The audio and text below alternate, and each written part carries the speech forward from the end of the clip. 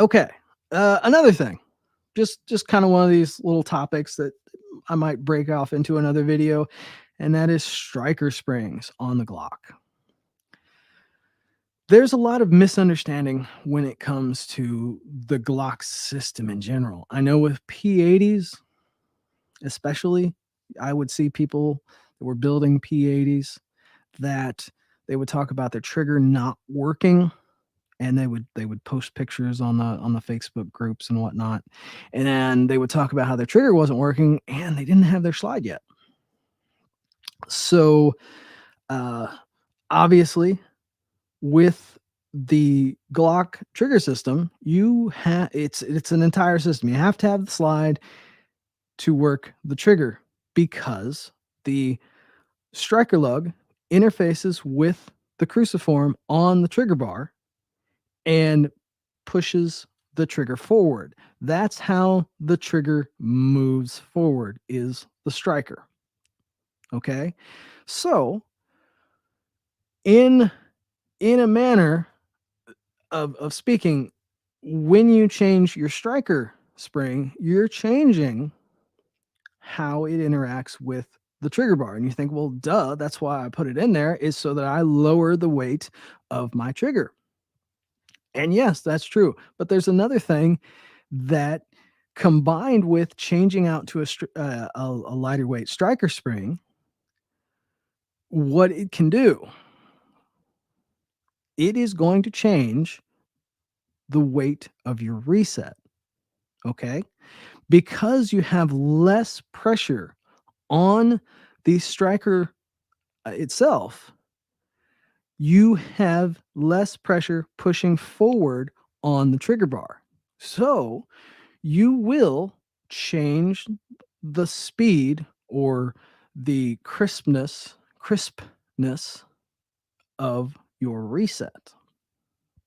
It is something to think about. The lower the weight of your striker spring, the less aggressive your reset will be. Each have two jobs. Yes, Stephen.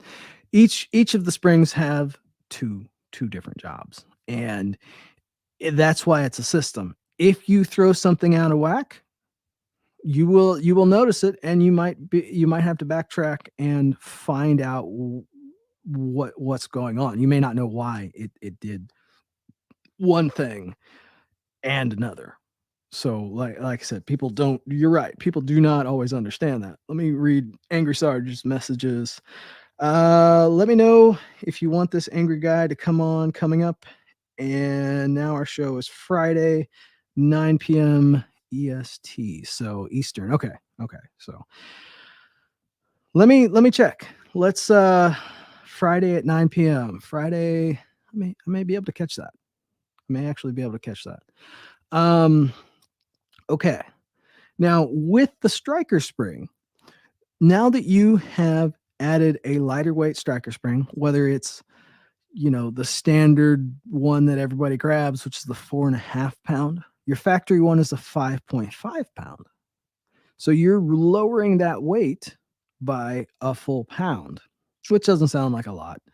But then people will get a 6 pound. The factory trigger spring, the one that goes on the trigger bar to the trigger block housing, is a factory is 5 pound. Okay.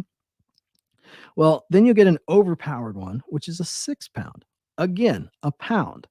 But now you've reduced the striker spring a pound, and you've reduced the trigger spring a pound. Now that trigger spring pulls back on, well, not reduce.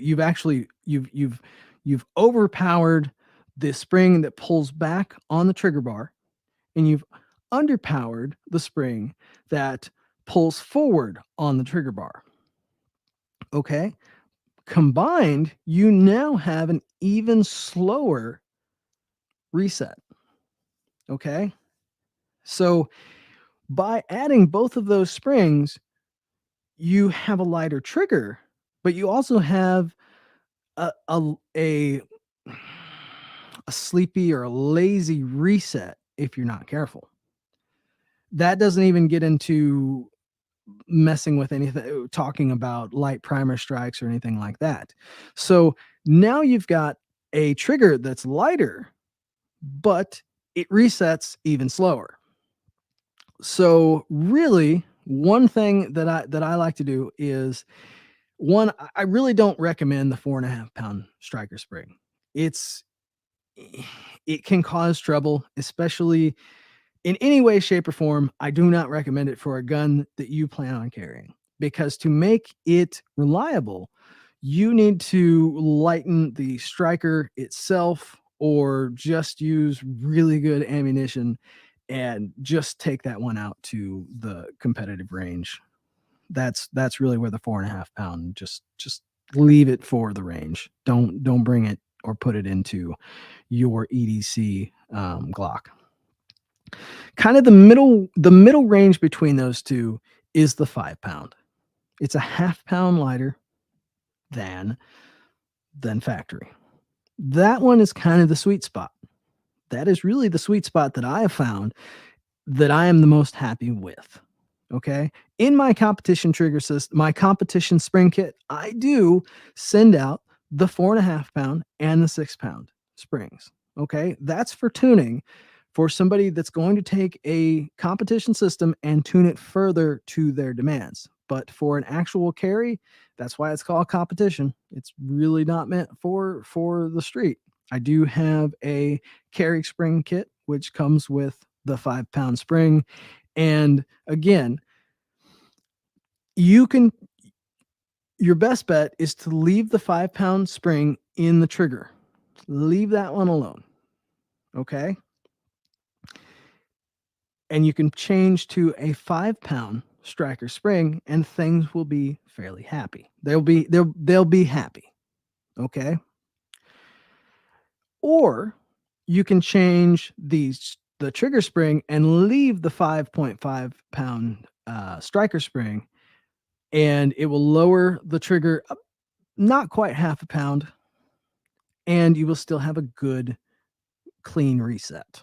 Now, there are a couple other things that go into reset, in how that reset feels and how loud it is and that sort of thing. But when it comes to the striker spring, that is one key thing that most people don't realize, is when you change that striker spring, it does change your reset characteristics. And it can also change how your trigger responds in reset, when it comes to whether it's going to go binary or not. Trigger tuning is an art, and it's something that when you change one thing, you may have to change something else. So if you've got a factory striker and you have tuned that thing using my instructions on here on YouTube, and you've got it tuned perfect, but then you go change that striker spring, you better test it before you go take it out to the range. Put that magazine in with a snap cap so that that gun is in operating condition. This is a vital piece of information. This is something that most people don't realize when it comes to dry fire and testing and troubleshooting. When you have a Glock and you want to dry fire and you want to do some troubleshooting, take a magazine, an empty magazine, put one snap cap in it. Okay. Then insert that into pistol. Now your gun is in true operating condition.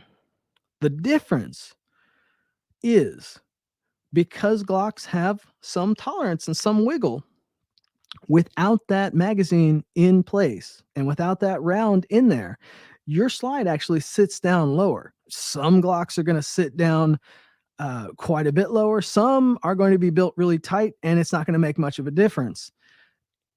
But it does it for a general overall overview. This is a major key that most people don't understand. And like I said, once you tune it and you're checking for that cruciform interface, the same thing applies. Do that, because that puts it in actual operational configuration.